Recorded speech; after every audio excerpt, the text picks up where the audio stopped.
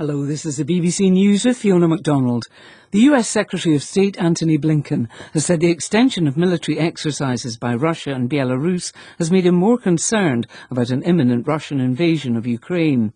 Mr Blinken said his assessment was also based on increased clashes in eastern Ukraine between government forces and Russian-backed separatists. Natalia Gumenyuk is a Ukrainian journalist who specialises in foreign affairs. She spoke to the BBC.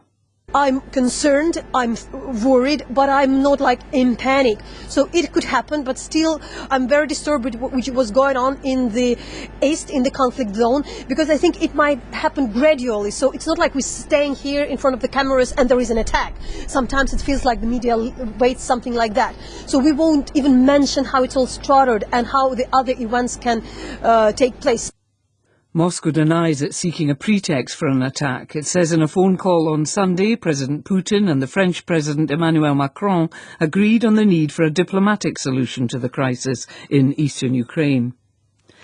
Reports from Niger say an airstrike by the military from neighbouring Nigeria has killed 7 children by mistake. 5 others were wounded.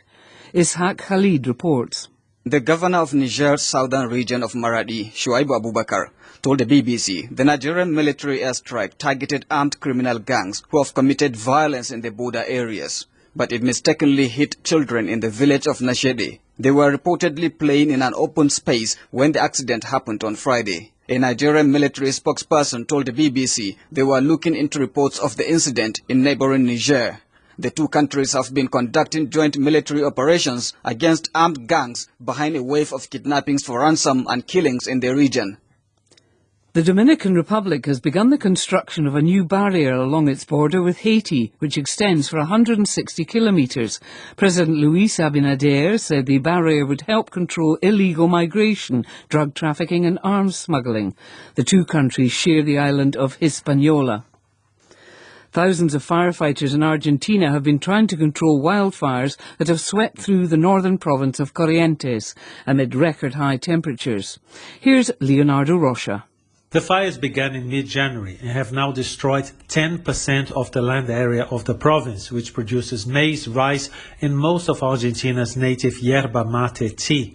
Farmers in Corrientes say it will take years for the region to recover from the damage to the environment and infrastructure. Huge areas of native forest have also burned. Argentina has experienced one of the hottest and driest summers in decades. The atypical weather has been attributed to natural phenomena like La Niña, but also to climate change. World News from the BBC. An international investigation by reporters into the banking giant Credit Suisse appears to show that its accounts held assets worth billions of dollars on behalf of clients with links to crime. The journalists obtained records of 30,000 customer accounts. They found that the Swiss bank held millions of dollars for heads of state, businessmen subject to sanctions and alleged human rights abusers. Credit Suisse rejects the allegations. A doctors' group in Sudan says a man has been shot dead in the capital Khartoum during another protest against last year's military coup. The Sudanese Doctors' Committee said the man, who was a patient at a hospital in the city, was standing on a balcony when he was hit in the chest by a stray bullet. The committee estimates 82 people have died since October's military coup. Queen Elizabeth has tested positive for COVID-19. Buckingham Palace officials said the Queen, who's 95, had mild cold-like symptoms and expected to continue light duties in the coming week. Here's our royal correspondent, Johnny Diamond. The palace does not enjoy commenting on the health experiences of members of the royal family. It generally draws the private curtain fairly tightly over that.